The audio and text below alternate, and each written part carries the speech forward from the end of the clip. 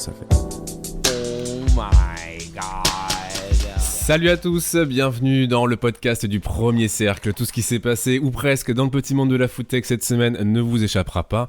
On va parler Right to Find, Deliveroo qui s'associe avec Meet My Mama, de Nestor, de Frishti, Kianchti, des vols de commande du 1er mai, les méandres d'e-attestation. Et un sujet que Paulin nous réserve tout à l'heure. Peut-être si on a le temps, Comment ça va ? Je suis accompagné de Sarah, Paulin donc, et Nico. Yo. Salut. Vous avez passé une bonne semaine ? Nickel. Ouais. Partiel. Et oui, parce que du coup, Sarah et Paulin, là, vous êtes en partiel pour l'instant, c'est pour ça qu'on vous avait pas... Alors moi je suis en vacances, ça y est. Ah. Et Sarah, est-ce que tu es en vacances, Sarah ? Non, je vais pas raconter ma vie, mais j'en ai chié, je vais en chier, voilà. Ok. Je suis là et je redisparais quelque temps. T'as roulé un peu Shifté, non, rouler un peu. Mais vraiment, un peu. Ouais. On peut passer à autre chose. Allez, bah, écoute, on va démarrer de suite avec Right to Find. Right to Find, du coup, bon, c'est des petits extraits d'articles. Là, Right to Find, entre autres, c'est un article qui sort des Échos, qui nous parle, du coup, d'un truc qui se passe aux Pays-Bas, en fait, avec Deliveroo, qui, en fait... Je réalise que les notes que j'ai prises ne sont absolument pas lisibles en fait au moment où je suis en train de les expliquer. En fait, c'est le principe de retrouver des personnes disparues grâce aux coursiers, grâce à la livraison. Donc ça se passe donc aux Pays-Bas, c'est en fait Deliveroo qui s'associe avec la police néerlandaise pour pouvoir retrouver des personnes disparues. Donc c'est bizarre comme ça, dit comme ça. En fait ça se passe de façon très simple. Les coursiers circulent avec une photo des disparus accrochée au sac à dos en fait. Il y a environ 100 cyclistes, 100 coursiers qui sont concernés par ça et qui se déplacent dans la ville, dans 4 villes précisément, Amsterdam, Breda, Nijmegen et La Haye apparemment, voilà. Et du coup, le fait de circuler avec ça, ça a permis de retrouver des gens, alors pas aux Pays-Bas en tout cas d'après l'article, mais à Londres, parce que visiblement ça s'est aussi fait à Londres, où ils ont retrouvé 3 personnes, comme ça grâce à cette démarche et ce truc-là, donc c'est assez cool je trouve quand même. C'est assez cool. C'est un peu particulier, ça va être un peu bizarre, tu vois, d'avoir des gars qui se déplacent avec des photos de gonzes sur les sacs à dos. Mais bon, après, voilà, moi, je trouve ça assez cool. Mais du coup, je comprends pas la démarche. Est-ce que c'est au coursier de retrouver la personne ou est-ce qu'ils se servent juste du fait que le coursier circule constamment pour avoir une visibilité et montrer l'image de la personne disparue, c'est ça ? Ouais, en soi, on a le sac, c'est juste un outil où ils mettent la photo. Ouais, voilà, c'est un complètement, support. Ouais. Il y a les réseaux sociaux aussi, via lesquels évidemment plein de coursiers vont balancer des trucs, etc. Mais effectivement, le truc vraiment visible et particulier de ça, c'est que les mecs se déplacent avec tout ça. Ouais, et puis en plus, je pense que ça a aussi peut-être un côté dissuasif au niveau des comment on appelle ça, des kidnappings par exemple, ou voilà, parce que dès l'instant où tu sais que de toute façon il y aura 10 000 coursiers dans les rues avec la photo, ça veut dire que c'est quelque chose qui s'oubliera pas en fait. Tu vois, par exemple, quand tu fais une alerte enlèvement, par exemple, ok, tu penses sur le coup et puis le lendemain tu passes à autre chose. Alors que là, quand tu as des coursiers qui tous les jours circulent partout dans la ville avec la photo de la personne, du coup t'oublies pas en fait. Et... Ouais, j'avoue que quand tu vas au boulot, tu croises tous les matins un mec avec la même photo, enfin des mecs avec alors les matins non. Non, pas le matin, c'est vrai. Les midis peut-être. Tous les soirs à la limite, mais tous les matins non. Ouais, le midi. Non, franchement, c'est un bon truc. Et en plus de ça, tu vois, ça permet... En fait, ce que j'avais peur au départ, c'est qu'on se dise, les coursiers vont devenir en gros les nouveaux gendarmes. Tu sais, une espèce d'ubérisation de la gendarmerie. Alors qu'en fait, pas du tout. Ils sont juste là en tant que support pour la photo. Et après, c'est le reste qui fait le boulot en fait. Après, je sais pas, parce que moi, ça veut dire quoi ? Ça veut dire que s'il faut avoir un sac, il faut être brandé du coup pour porter ça, parce que moi personnellement, sur mon j'allais dire mon Eastpak. Tu livres avec un sac à dos de collègue. Tu sais, j'en ai vu un l'autre jour. Hein. Non, pour moi, c'est des aveux. Hein. J'ai halluciné devant le Coluche. Il y avait un mec devant le Coluche. Je lui dis bonjour parce que je sais pas pourquoi. Je sentais que c'est un coursier. Tu sais, genre il attend devant le resto. Je me dis un coursier. Je lui dis bonjour. Et là, je me dis, je vois sa tenue en fait que je n'avais pas tilté sur le moment. Et en fait, il avait une tenue genre voilà avec un Eastpak dans le dos. Et je fais, excuse-moi, je t'ai pris pour un coursier. Je lui dis. Et il me répond, mais ouais, je suis un coursier. Je fais, mais gros, t'es sérieux ? Je lui dis, mais t'as pas de sac ? Tu fais comment ? Il fait, ouais, si, ça va, ça passe. Le mec, il avait un vieux sac. Enfin, bref. Donc, non, moi, sur mon Take It Easy, mon Blaol, il passe pas. Enfin, je peux pas mettre de photos. Est-ce qu'il faut être brandé ? J'en sais rien. Mais. Ça, c'est la grande question. C'est vrai que les coursiers sont vraiment sur la première, genre sur la ligne de mire de ce qui se passe en ville. Je veux dire, quand il y a des agressions, ils sont là. Je veux dire, il y a plusieurs coursiers qui ont déjà été témoins d'agressions. Quand il y a des manifs, ils sont là. À chaque fois qu'il se passe un truc, ils sont vraiment les premiers à être témoins de ça, tu vois. Ouais. Et du coup, c'est pas la première fois qu'on entend parler d'un coursier à qui il arrive quelque chose. On a déjà parlé plusieurs fois dans les podcasts. Donc, un coursier qui se fait braquer, un coursier qui se fait agresser, coucou Rémi. Des coursiers qui interviennent quand il y a un souci ou des choses comme ça. Donc, au début, quand t'as parlé de l'article, je pensais vraiment que c'était ça, en fait. Genre, demander aux coursiers de faire la police. Mais si c'est juste un support, bon bah ok. Ouais, servir de véhicule quoi pour véhiculer. Pour véhiculer. Ouais, non, mais c'est un bon truc. Franchement, je valide. Eh bien, on passe à la suite du coup avec Deliveroo qui s'associe à Meet Mama.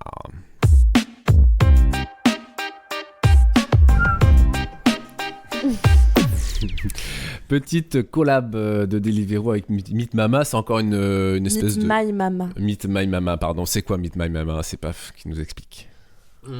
Alors, il semblerait en fait que Meet My Mama, c'est une espèce de start-up en fait qui fait de la réinsertion de femmes genre immigrées ou issues d'immigration.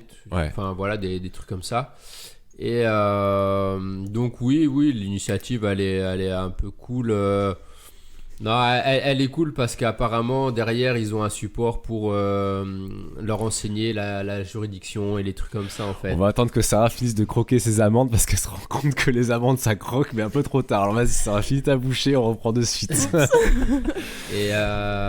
Et non, du coup, effectivement, ouais, c'est ça, c'est le fait de proposer le savoir-faire de personnes en gros qui sont issues de l'immigration pour leur permettre de se réintégrer et de s'intégrer tout court c'est de la réinsertion, ils font de la réinsertion en fait, c'est-à-dire que chez Meet My Mama, les femmes en fait, elles font la cuisine et donc elles font des plats et ça leur permet une réinsertion professionnelle. Tout ça. Et donc du coup, le but là, c'est de livrer les plats que ces personnes font. Voilà, c'est ça en fait. Et bon, après, moi, ça n'engage que moi, tu vois. Pour moi, Meet My Mama, c'est l'ubérisation de la femme au foyer, en fait. Ok.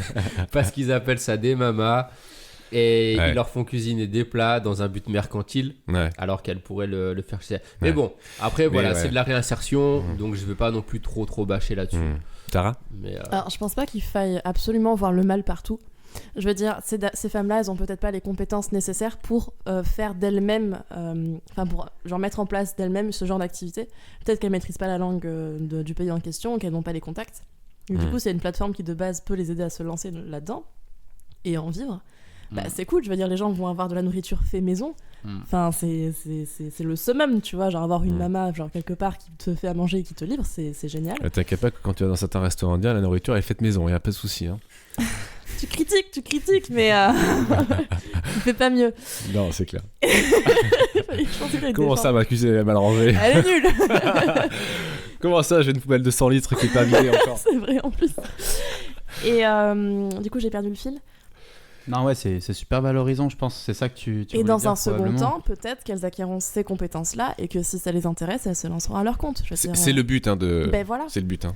Donc en vrai, je vois pas où est le mal. Non, mais... Tu sais, on n'a pas tous forcément une maman. Hein. Non, mais à leur compte. Non, mais je veux dire par là. C'est l'étiquette Mama et l'étiquette, ce truc-là que t'aimes pas trop. Ouais, parce que après, je veux dire par là, tu vois, il y a des femmes qui peuvent rencontrer des hommes et rencontrer d'autres femmes. Mais bref. Non, enfin, je veux dire, tu vois, elles peuvent. En gros, je sais pas, on dit ouais, mais en réinsertion et tout ça, mais elles peuvent très bien se trouver des maris et puis avoir. Ouais, je sais pas, alors, là, ça glisse un peu. Attends, ouais, ça glisse un peu, mais c'est pas grave, on va quand même faire une petite parenthèse. Là, on va pas trop parler coursier et tout. Donc, t'es en train de dire à ces femmes-là, ok, qui recherchent une façon de subvenir à leurs propres besoins, de devenir dépendantes d'une tierce personne, au lieu de se débrouiller toute seule parce que peut-être c'est mieux pour elle. Non. Enfin, je sais pas, genre. Non, après, franchement, je me base sur l'expérience que j'ai et que j'ai vue. Par exemple, tu sais qu'il y a beaucoup d'hôtels sur Bordeaux, dans toutes les villes en fait, qui sont spécialisés dans l'hébergement de personnes qui arrivent d'autres pays pour qui sont en... Des appart-hôtels, tout ça. Ouais, qui sont... tu sais, c'est des familles qui sont en réfugiés politiques ou ces trucs-là, en fait. Donc voilà, et c'est vraiment des familles, hein. C'est pas genre des personnes seules ou nanani nanana, tu vois. Ouais. Donc, En fait, ce qui dérange, c'est la commercialisation de ce truc-là, en fait, via. Ouais, en fait. Et la façon vraiment, de standardiser ça en mode, vas-y, c'est bon. Enfin, de toute façon, toi, ce que t'aimes pas, c'est le Deliveroo, c'est les grosses plateformes. Donc, à partir du moment où ils s'associent avec un truc. Non, mais c'est comme je te dis, c'est l'ubérisation de la femme au foyer, en fait. Tu vois, c'est de dire, plutôt que de rentre dans ce garder ta famille et tout ça, viens, fais-le pour nous. Mais ça existe déjà, en fait. En dehors des grosses plateformes, j'ai déjà vu des mères, qui vont faire... vas-y, c'est le ramadan, je vais faire une parenthèse. Au Maroc, là, pendant le ramadan, il y a des mères qui font énormément à manger et qui le vendent devant chez elles. Elles n'ont même pas de stand, elles n'ont rien du tout. Elles le vendent aux gens, à des gens qui travaillent et qui ont pas forcément le temps justement de faire ces plats. Mais elles le vendent en indépendante. En indépendante, mais je te dis que peut-être dans un... Oui, mais elles le vendent en indépendant dans leur pays. Voilà. Donc elles ont les contacts, elles ont la langue, elles ont ce alors dont elles que ont nous besoin. ici elles le vendent quand même sous la tutelle dans un premier temps peut-être. Ouais, c'est ça qui fait ça qui te fait toi, ce qui te dérange, c'est que écoute, quand tu fais à manger, t'es pas obligé de le faire juste pour le cercle familial. Tu vois. Enfin, bref. À propos de cercle, on va fermer cette parenthèse là. Et on va passer. C'est intéressant, mais bon, c'est vrai qu'on déborde un peu du thème principal. J'espère que vous avez pu exprimer ce que vous vouliez exprimer, puisqu'on passe de suite avec du Nestor. Voilà, je ne peux pas en dire beaucoup plus, je lance de suite le jingle. Nestor, c'est qui se charge de ce petit dossier? C'est moi. Paulin, vas-y, je t'en prie. Eh bien, du coup, Nestor, pour ceux qui ne connaissent pas, c'est une plateforme qui est pour l'instant exclusivement sur Paris, si je dis pas de bêtises, qui du coup se base sur des cuisines partagées et qui, en gros, créent eux-mêmes leurs propres repas. Ils te proposent ça et tu commandes sur leur site. C'est un peu comme si c'était eux-mêmes le resto en fait. Ils n'ont pas l'intermédiaire comme Uber ou Deliveroo. C'est eux-mêmes qui proposent leur nourriture, leur menu. Tu commandes et tu te fais livrer chez toi le lendemain ou le jour même par un coursier. Donc en fait le coursier, au lieu d'aller au resto, il va directement dans un espèce de garage où il y a derrière la cuisine collective. Et du coup, pour l'instant, ce concept est plutôt pour le midi, pour les bureaux en fait, pour les quartiers de la Défense, tout ça. Et donc aujourd'hui, Nestor, qui fête ses 2 ans d'existence, annonce qu'il aurait atteint l'équilibre dans ses comptes et la rentabilité. Alors c'est quand même quelque chose qui est assez rare pour être noté dans le monde de la food tech. Pourquoi ce modèle marche ? Alors ils expliquent qu'en fait, ils ont déjà 2 records, des coûts de livraison très très bas. Puisqu'en fait, pour eux, une livraison ne leur coûte que 2 € à peu près.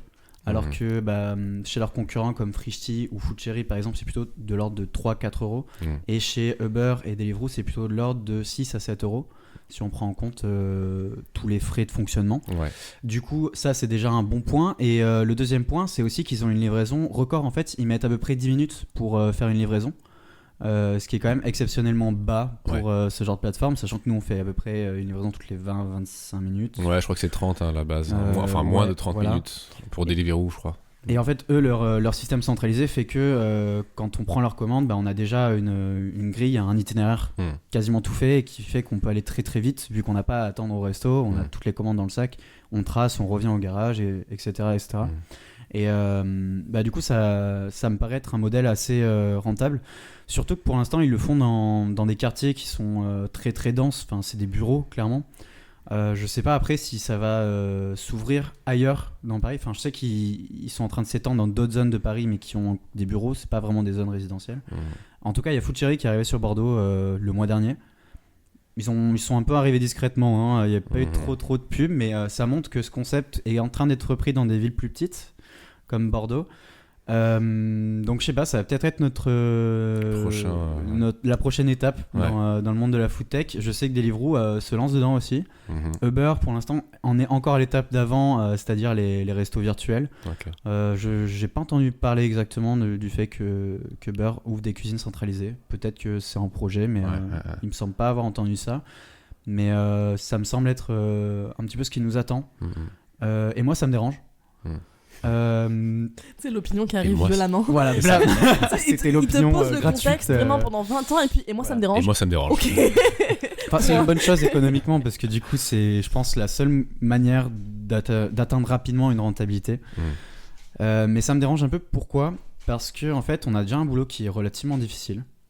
Et moi le truc pour l'instant qui me fait encore plaisir quand je roule, autrement que rouler comme un con parfois sur la route quand j'ai envie de péter un câble, c'est de pouvoir aller à des restos différents, pour des clients différents, dans des zones différentes de Bordeaux. C'est un truc que je trouve ludique, qui m'accroche à ce boulot. Et je pense que si j'avais à aller dans une cuisine centralisée toutes les 2 heures pour récupérer mes 6 commandes à faire dans ces 2 heures, et que du coup je reviens toujours au même point, ça va devenir une routine, alors que justement ce qui m'attire dans ce boulot, c'est que c'est pas routinier. C'est que je peux faire ce que je veux. Bon, j'ai des galères de temps en temps, mais ça fait aussi partie du jeu, et au final c'est ça aussi qui fait qu'on kiffe, je pense.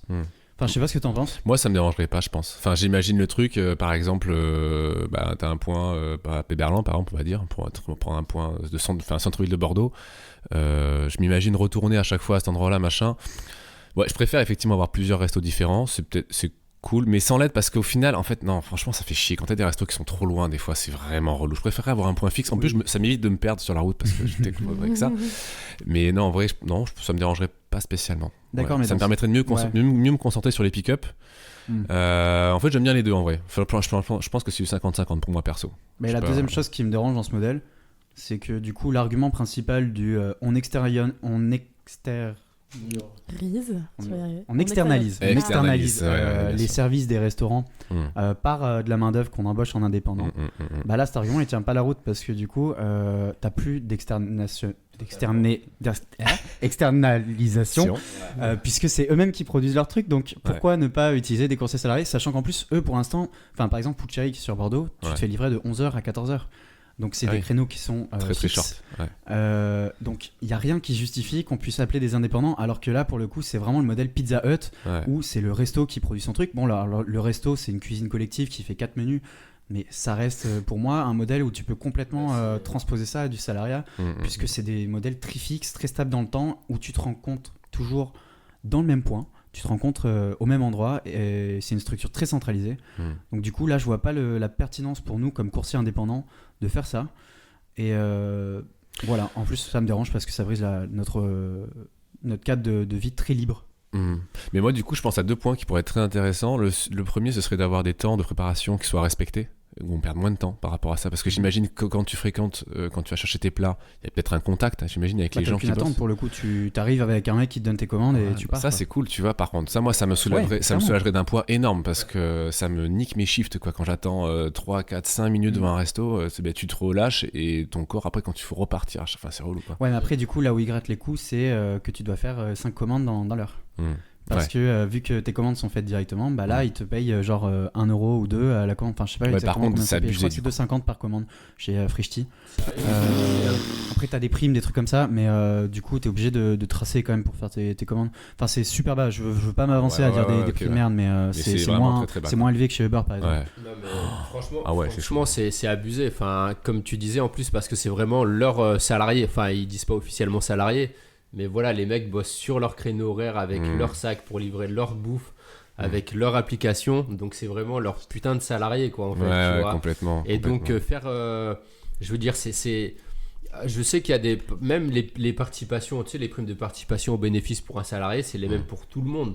Tu vois, enfin, je veux dire, pourquoi on ferait varier le prix d'un salarié à un autre pour une histoire de livraison, alors que c'est juste des salariés en fait. Et le deuxième point du coup que je voulais dire, c'est le fait qu'il y ait aussi que ça puisse peut-être permettre de refédérer un peu la communauté.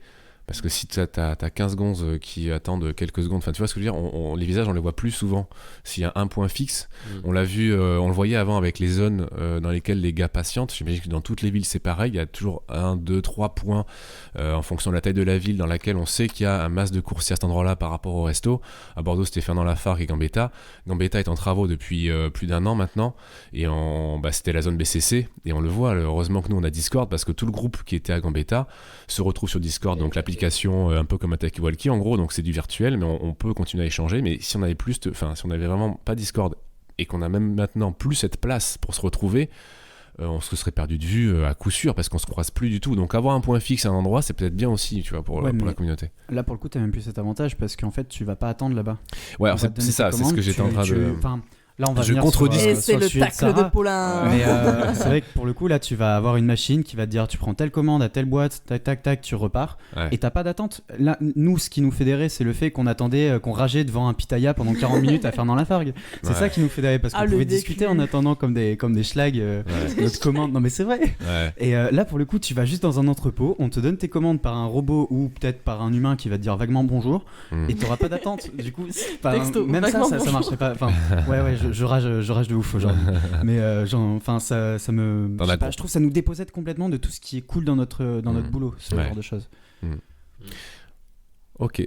Bon, mais le fait est que Johan est à moitié convaincu et qu'il a bien envie d'essayer et que Paulin, jamais de la vie. Ouais. Voilà. Ouais. Même si je rejoins quand même Paulin sur le fait que ça déstructure encore dématérialise encore le côté humain et que ça fait vraiment chier par contre. Enfin, j'imagine parce que comme tu dis, c'est sûrement pas des êtres humains, ou si c'est des êtres humains, ce sera des êtres humains blasés. Enfin, il y a de gros risques que C'est ça le soit. blasé et on n'en veut pas. En tout C'est- cas, ouais. si tu veux essayer, il y a Food Cherry qui a débarqué récemment sur Bordeaux, donc Ouais. essaye de Non, mais voir. il faut que je avec paye eux. mon appartement encore, donc je vais pas. Je vais essayer de gratter un peu chez les autres plateformes encore pour l'instant. On passe de suite à la météo de JR, c'est parti. Pluie, pas pluie, mouille, mouillé, mouille, pas mouille, pluie. Conclusion, pluie, mouillé. Salut à tous et bienvenue sur le petit point météo du podcast du Premier Cercle. On se retrouve cette semaine, après un petit break d'une semaine, pour faire le point sur la météo des jours à venir. Alors, pour tout vous dire, il va y avoir de la pluie à partir de mercredi 8 mai.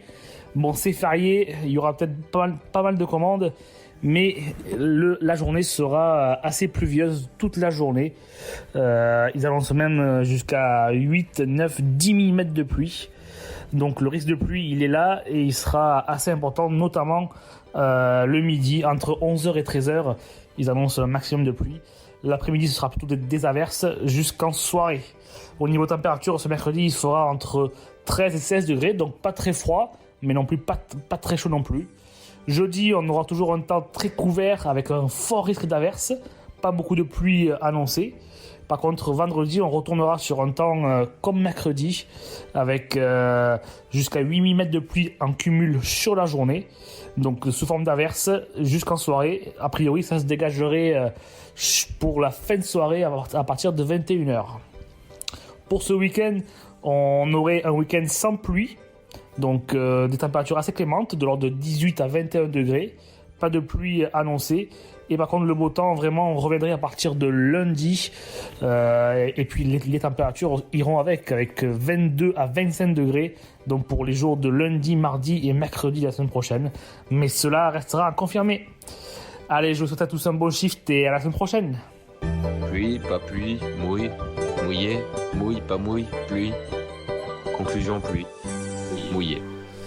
Merci à toi, JR. Paulin, j'y pense de suite. On enregistre, il est 15h11. Est-ce que tu as pensé à ton shotgun? Oh merde! Oh putain! Merci Johan! Oh putain. Alors je Bon bah t'explique, je tu viens de vas rater avoir 2 heures. mon shotgun Même Deliveroo. pas. Tu vas avoir Super une les gars. Bon alors on va voir combien je suis désolé, livraisons Poulain, j'ai aujourd'hui. Non mais c'est moi, t'étais en je train suis un gros schlag, parler j'ai de pas ton regardé truc. l'heure. J'ai un gros J'étais en schlag. train de rager sur, On confirme. sur Nestor. Donc est-ce que je vais avoir des créneaux cette semaine? 11 minutes. Donc le shotgun, je réexplique pour les gens qui ne connaissent pas, c'est un planning qui s'ouvre à 11h, à 15h, puis à 17h en Il y a des fonction heures, il y a de... des heures. Voilà. Donc forcément, dès que tu accèdes au planning à 15h et non pas à 11, il reste beaucoup moins de place. Et on va voir si Paulin, du coup, a pu en toper Mais il y a des heures, Attention, j'ai un créneau. pour la semaine J'ai prochaine. un 20h-21h vendredi Ah. 17 mai. Mais il y en a jeudi aussi. Ouh. Il y a des heures Je jeudi. n'en ai pas jeudi, je n'en vois pas. Tendu.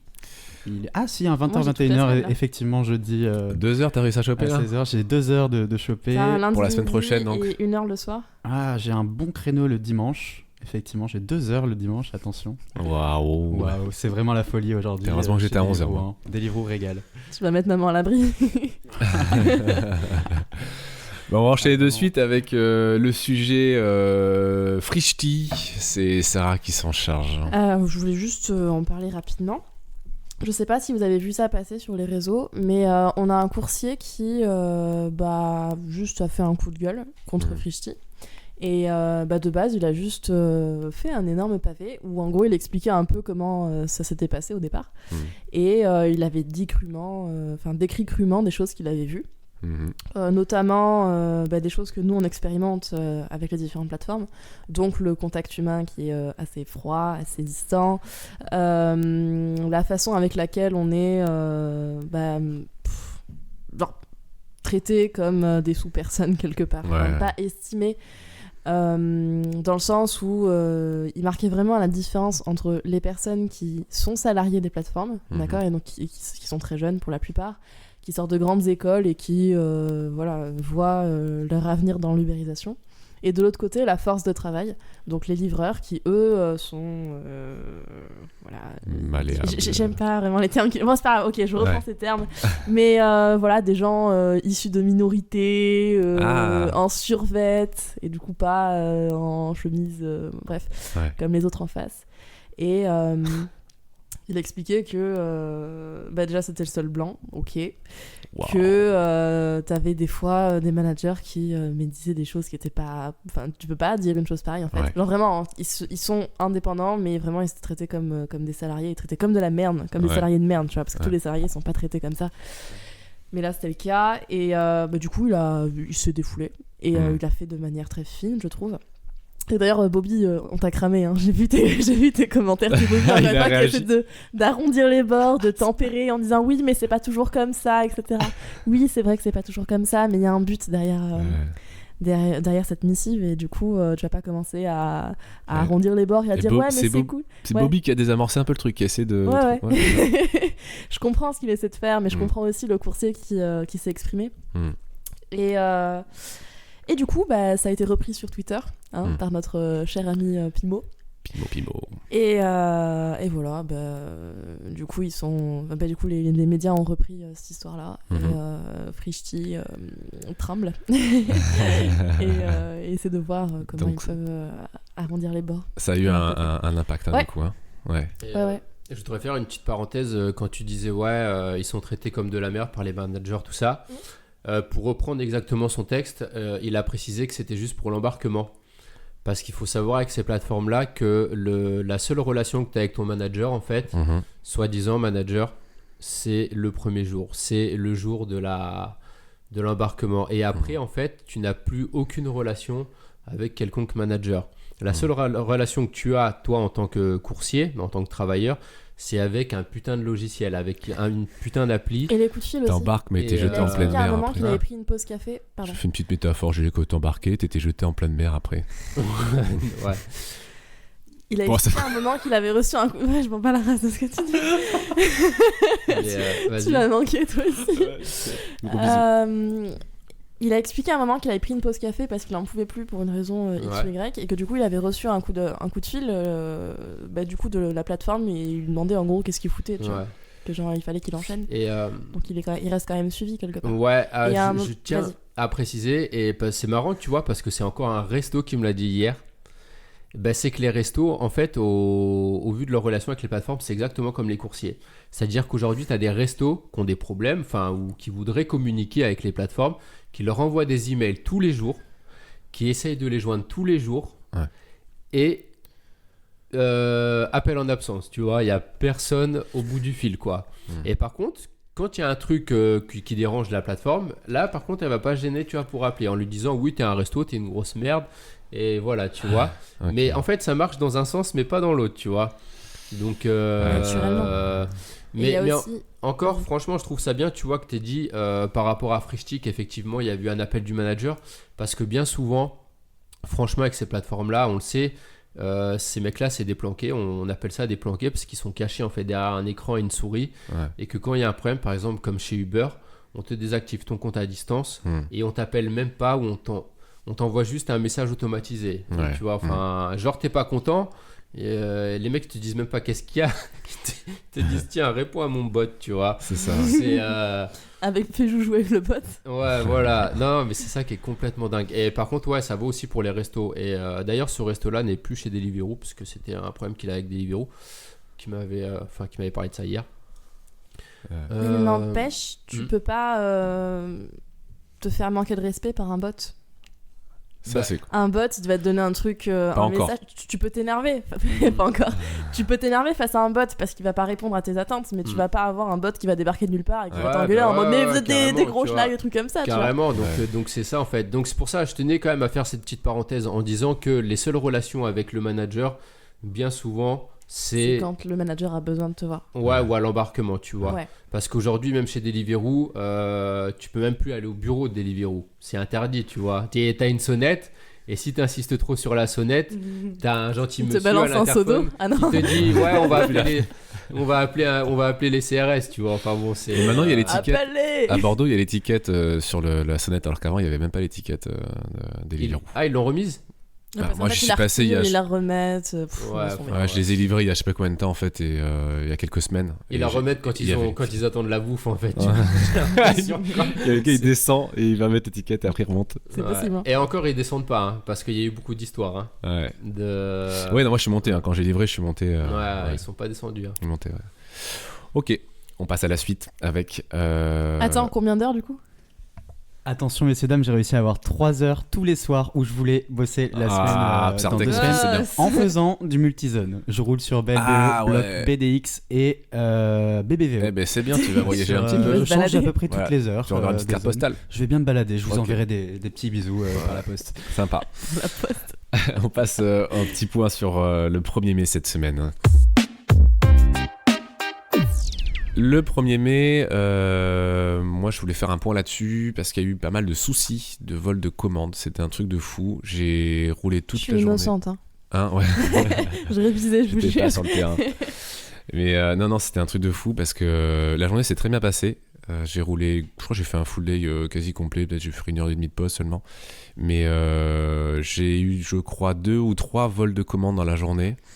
Notamment au Quick qui vient d'arriver sur Bordeaux, enfin il vient d'arriver en tout cas ça fait suffisamment peu de temps qu'ils sont là pour ne pas avoir eu un seul de vol de commande visiblement parce qu'ils découvraient ça.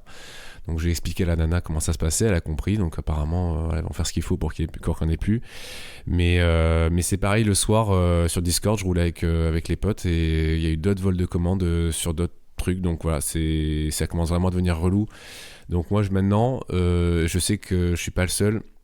Je suis totalement pour qu'il y ait un slide de la commande qui soit faite quand on arrive au resto devant le restaurateur, voilà, que ça devienne un automatisme. Je veux pas que ce soit obligatoire ni rien, tu vois, mais moi si on me le demande, je sais que je vais pas faire chier pour ça parce que c'est vraiment casse-couille de faire des kilomètres pour aller dropper, pour aller piquer ta commande et bref, voilà, ça va. Alors, tu vas peut-être m'engueuler, hein, mais il y a toujours moyen de gruger. Je veux dire, moi, on m'a déjà demandé de slider et j'ai slidé à l'arrache sans faire exprès et du coup, j'ai pas vraiment validé la commande. C'est-à-dire que la meuf m'a dit OK, elle m'a filé la commande et en sortant du resto, j'étais en mode j'ai pas vraiment slidé, c'est vrai. Bon, mais je l'annule. Non, je l'ai pas annulé. J'ai slidé du coup. Mais il y a toujours moyen de gruger. Non, mais t'as raison. Si tu veux voler une commande, tu voles une commande et c'est pas en faisant chier. Bref. Non, mais après, tu la slides jusqu'au bout. Une fois que t'as la map qui s'affiche, bon, bah c'est bon, c'est dire que ça a été slidé correctement. Ouais. J'avoue, c'est quelques secondes, mais. Autant pour le restaurateur que pour le coursier, c'est hyper avantageux parce que quand au Quick par exemple, la nana elle savait pas quoi faire. Donc ça va, c'est une boîte où visiblement ils étaient assez réactifs. Donc elle est allée vers son manager, le mec lui a dit bon ben on refait la commande, point. Mais des restos ils sont là, non, je refais pas la commande. Moi j'avais un Edmond, il voulait pas, il savait pas, tu vois, il était en ligne avec Deliveroo, qu'est-ce qu'on fait, c'est pas visiblement pas une question de prix. Mais c'est juste une question de process, tu vois, et je pense que pour Quick ça a l'air de poser moins de soucis que pour le Edmond, mais au final celui qui est niqué c'est surtout le coursier, quoi. Donc parce que toi t'as fait de la route pour rien, t'es dégoûté parce qu'en général si tu l'as accepté c'est parce qu'elle était bien la course. En tout cas t'as fait l'effort d'aller au resto, bref, enfin, c'est ultra relou. Et vraiment le 1er mai c'était ouf de voir autant de vols de commandes parce que moi je sais pas, à partir de 10 commandes 10-15 commandes on va dire, j'en avais déjà 2 qui étaient volées. Enfin là t'hallucines quoi, en fait tu peux pas bosser comme ça. Donc voilà, je sais pas qui vole les commandes, quel profil de coursier vole les commandes, j'en sais que dalle. C'est des mecs qui sont à plein temps ou à mi-temps, tu vois, mais ou c'est des scooters ou des vélos pour pas dire voilà. Les grands esprits se rencontrent. Voilà, mais non mais ouais, c'est vrai que c'est casse-couille, c'est vraiment casse-couille. Donc moi je suis pour Après, moi, franchement, tu vois, c'est pareil, je suis pour le slide devant le restaurateur, mais par contre, ça n'empêchera en rien le vol de commande. C'est ce que j'essaie d'expliquer. Ouais, parce que, tu vois, hier, par exemple, j'ai une commande de chez Big Fernand, par exemple, que j'allais livrer donc chez les clients. Et le mec attendait en bas en fait parce qu'il avait commandé auprès de plusieurs restos. Donc il attendait plusieurs commandes de plusieurs restos. Et quand je lui apporte sa commande, il me fait en fait j'avais une double. Donc j'avais la commande du deuxième client dans mon sac. Et je lui dis parce que j'ai 2 commandes. Et le mec me fait parce que j'avais commandé chinois aussi. Et je lui dis non mais par contre la deuxième elle est pas pour vous, tu vois, je fais pas 2 restos pour vous en fait. Moi je fais le Big Fernand et pour le chinois c'est un autre coursier. Et il m'a dit parce qu'en fait apparemment le coursier il est arrivé mais je crois qu'il s'est perdu parce que ça fait 5 minutes qu'il est marqué en arrivée, tu vois. Ouais. Non, ça veut pas forcément dire qu'il a volé la commande ou qu'il s'est barré par contre. Ouais, quand même, je sais pas. Je me suis déjà planté, ça m'est déjà arrivé de slider trop de fois et je suis en mode merde. Bon, l'adresse du client. Non, mais J'avoue que c'est un peu chiant. Donne-lui le bénéfice du doute. Ouais, je lui donne le Tu sais bénéfice pas. du doute. Après, moi j'en ai vu aussi. Je te jure, une fois j'ai filé la commande au client et il y avait un autre client qui était dans la rue qui attendait sa commande et on a vu le coursier au coin de la rue. Le mec il a passé en livrée et il s'est cassé. Non. Ouais. GG. Ouais. GG. Non, il y a aussi les mecs. Le mec Ils sont vole en une bas. commande mais il arrive à se faire griller quand même. Enfin, genre. What? Attends, et hier, j'ai vu un truc aussi magnifique. Apparemment, enfin, je circulais à vélo et je vois un type qui descend, qui ouvre la porte pour descendre et qui dit putain, mais il s'est cassé ce con. Donc, en gros, ça veut dire que le mec, genre, il a appelé en lui disant je suis en bas. Énorme. Il a eu au bout du fil, le client descend, il fait putain, il s'est cassé Alors, ce con, tu vois. théorie fumeuse. Est-ce que c'est parce que le prix des commandes diminue trop et que du coup les coursiers ont la dalle qui se mettent à voler des commandes mais à l'arrache de manière hyper agressive, tu vois, en mode j'ai attendu 10 secondes, je me casse maintenant. Non, mais ouais. Parce qu'en vrai t'as commandé genre un nom de resto, merde, un nom de resto. Ou est-ce que c'est parce que justement il y a trop de commandes volées qu'on est mal payé? Oui, c'est possible, je sais. ouais, c'est je pour sais ça. pas. Non, par contre, t'as aussi ça, on l'a vu, enfin au Tacos Avenue par exemple, c'est eux qui m'ont expliqué le délire. C'est que beaucoup de vols de commandes sont faits par des gens qui louent des comptes. Enfin, c'est pas leur compte à eux. Donc c'est pas la bonne photo de profil et tout ça. Il n'y en a fait. pas le bon nom Tu identifiant. vois, parce que des fake comptes, il y en a beaucoup. Enfin, des loueurs de comptes. T'as des gens qui créent quand même jusqu'à 70 comptes. Juste pour les louer, une personne va créer 70 comptes pour les mettre en location, tu vois. Énorme, 70. Ouais. Mais Putain. avec, tu sais, des faux... Enfin, je sais pas comment ils font. Après, ça, c'est leur business, tu vois. Mais c'est complètement ouf. Et donc, du coup, aujourd'hui, t'as... je peux pas quantifier en chiffres, mais t'as beaucoup de comptes qui sont fake, en fait. Et les gens en profitent pour voler la bouffe avec ça. C'est comme sur Insta, quoi. En fait, t'as plein de fakes partout, quoi. Oh, ça va? Tu veux en parler?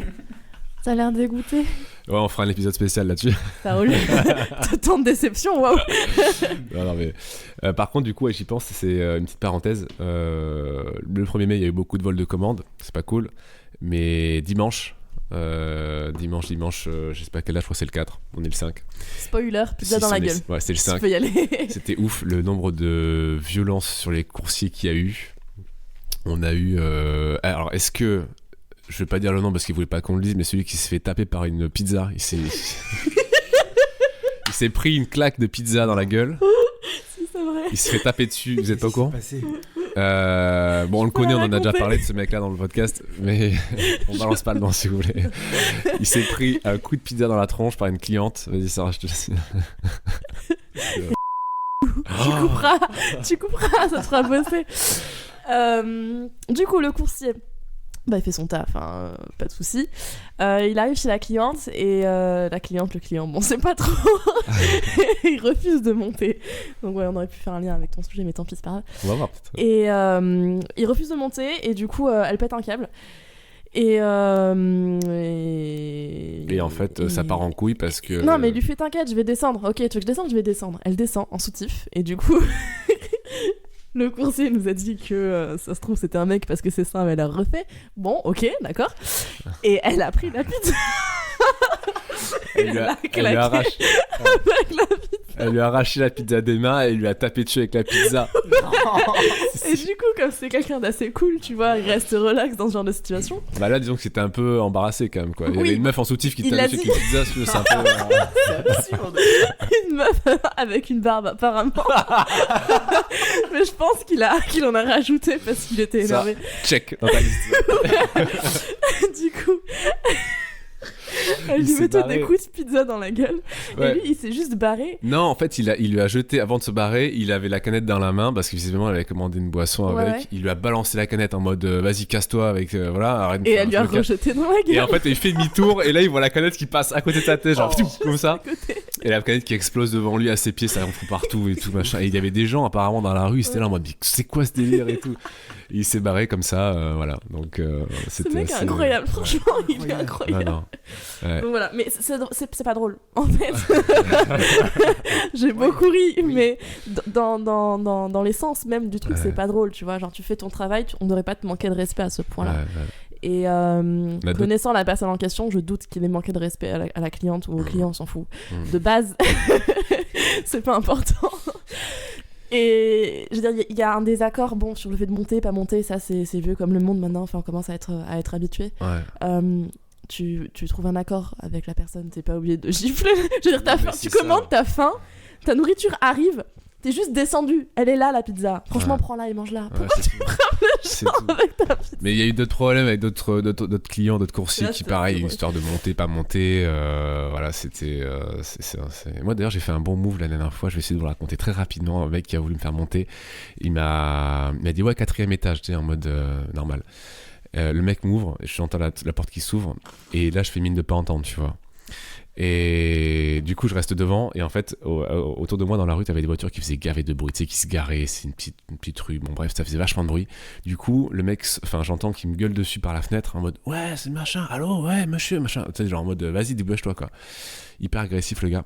Et en fait, en gros, j'ai eu la chance d'avoir le bénéfice du doute parce que justement, il y avait ces voitures qui faisaient gaver de bruit. Et moi, j'étais là en mode en bas avec mon petit portable à la main. Je faisais genre, j'entendais pas, tu sais. Et j'entendais le verrou de la porte, genre qui s'ouvrait et tout pour vraiment que je monte.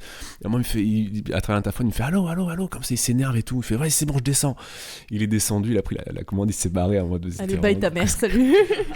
Et du coup, j'ai eu le bénéfice du. J'étais trop content de moi parce que ce genre de move, normalement, il marche pas parce que tu l'entends là. Enfin, c'est chaud. Bah, bref, j'étais content de moi.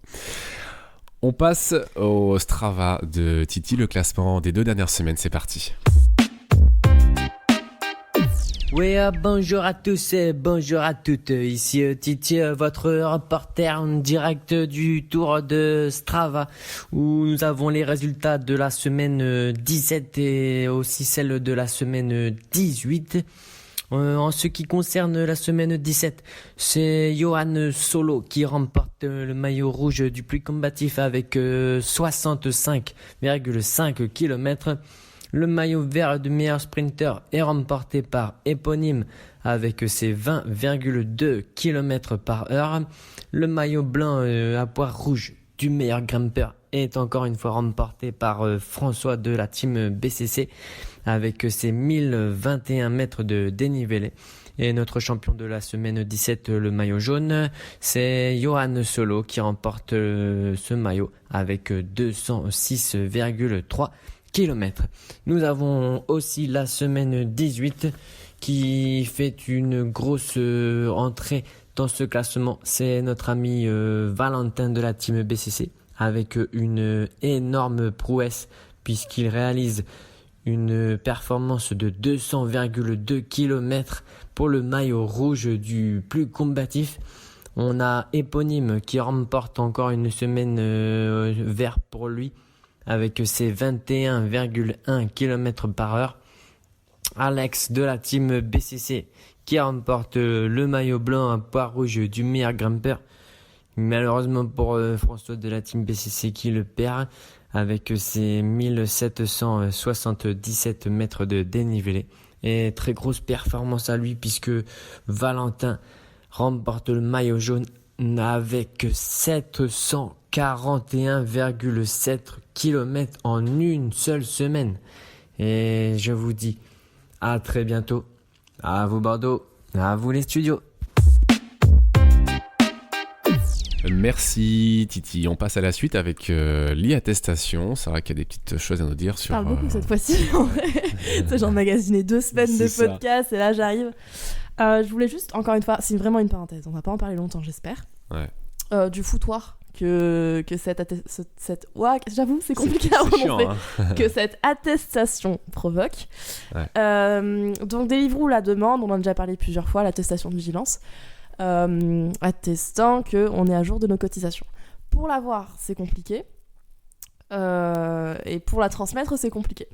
Donc déjà pour l'avoir, le RSI est pas forcément hyper réactif. Hein. C'est-à-dire que moi, il me manquait le 3e trimestre de l'année dernière, parce que je n'avais pas roulé à ce moment-là, et du coup, je me suis rendu compte au 4e trimestre qu'il me manquait le 3e, et du coup, je suis en mode ouais, bah, de toute façon, je leur donnerai pas l'attestation, et je leur dois quasi rien.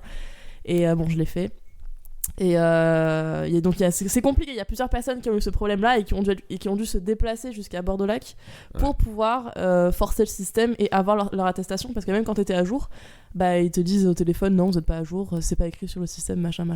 Et quand j'y suis allée tout à l'heure, elle fait ouais, en fait vous êtes à jour, bah je vous imprime ça, y a pas de souci. Merci, enfin, ça fait 2 semaines. Et pour la transmettre, là c'est un bordel, mais genre dans toutes les villes, dans beaucoup de villes de France. Il y a des gens qui se plaignent à Grenoble, j'ai vu Nantes, j'ai vu je crois Paris. Pour transmettre l'attestation, on a une plateforme que Deliveroo a mis à notre disposition. Donc e-attestation, je vais y arriver. Respire, ça va. Ouais, parenthèse, je suis fatiguée. Hein. Et du coup, cette plateforme déconne complètement. Vraiment, elle est buggée, mais de A à Z. Parce que dans plusieurs villes, la plateforme, normalement, elle est nominative d'un coursier. Et dans plusieurs villes, il y a la plateforme qui n'est pas en adéquation avec le coursier. Donc sur la plateforme, c'est le nom d'un autre coursier. Donc par exemple, moi, si je veux déposer mon attestation, la plateforme, donc le lien qu'on m'a donné, elle sera peut-être à ton nom, tu vois. Genre il y aura écrit Johan, et si je mets mon attestation sur ton nom, mais ça marche pas, tu vois. Okay. Et du coup, ils te mettent des coups de pression avec des lettres en te disant ouais, on vous a envoyé un courrier le 4 février, du coup le 29 avril c'est fini. Et à partir du 29 avril, vous serez en préavis et barre-toi, c'est fini, tu vois. Ouais. Des choses comme ça, je me dépêche. Non, mais c'est parce que c'est vous qui avez des rendez-vous, hein. Moi je suis tranquille. Moi je suis dans la merde. Du coup, il y a ça, et il y a aussi le fait qu'ils envoient des courriers à des gens qui sont pas concernés, donc à des gens qui sont à jour et qui ont transmis leur attestation. Ils ont envoyé des courriers de préavis en leur disant que dans un mois c'est fini, casse-toi. Donc c'est vraiment un foutoir complet, tu vois. C'est-à-dire que je pense qu'ils sont pris un coup de pression par les pouvoirs publics à un moment et qu'ils ont voulu faire les choses bien, entre guillemets, et du coup essayer d'aplanir et de faire de table rase et être en règle avec les lois en vigueur. Sauf qu'ils ont fait ça, mais comme des gros schlags, comme toujours, dès qu'ils doivent faire quelque chose, ils le font, mais à l'arrache. Et du coup, ça crée encore une fois ce stress chez les coursiers qui, pour la plupart, sont en règle et qui comprennent pas pourquoi ils reçoivent, pourquoi ils n'arrivent pas à avoir leur attestation, pourquoi ils n'arrivent pas à communiquer leur attestation, et surtout pourquoi, même s'ils ont réussi à faire tout ça, ils reçoivent des courriers leur disant que dans un mois c'est fini, tu te casses, quoi. Ouais. Donc c'est pas normal. Bon. Et puis t'as l'État qui en rajoute aussi, parce que le RSI s'est transformé en sécurité sociale générale, il me semble. Ouais. Sauf que moi, du coup, j'avais avant mon compte au RSI, et impossible de retrouver mes identifiants pour me connecter sur la sécu générale. Et qui contacter dans ce cas-là, là c'est toujours le même merdier. Et puis pareil, si l'attestation ne marche pas, c'est pas Deliveroo qui va nous répondre pour nous dire on va changer ça. Parenthèse, essaie de passer au RSI à Bordeaux-Lac. Ils ont encore une antenne là-bas. D'accord, ils existent encore. Place Ravesi, Place Ravesi. Okay. C'est pas loin vraiment, c'est juste à côté. Et ils t'aideront, hein. Allez, du Bouteau. Ouais. Ok. Voilà. Ok. Bon, bien écoutez, on va s'arrêter là. Le prochain. non, mais on voulait aborder le sujet, un petit sujet au niveau du professionnalisme à respecter ou non quand on est coursier. On le fera dans 2 semaines, puisque Sarah et Paulin ne seront pas là pour les 2 prochains épisodes. Donc on abordera ça du coup dans 3 semaines, pardon. En attendant, du coup, le podcast du terminé. Le podcast du premier cercle. C'est terminé. Pour aujourd'hui, vous nous écoutez comme d'habitude sur Telegram, Facebook, plus SoundCloud, parce qu'on a un site qui va arriver dans pas très longtemps. YouTube en tout cas. Et quant à nous, on se retrouve la semaine prochaine. En attendant, prenez soin de vous et ride safe. Ciao. J'ai pas changé combat du 7. J'ai pas retourné ma veste. Je collectionne les billets.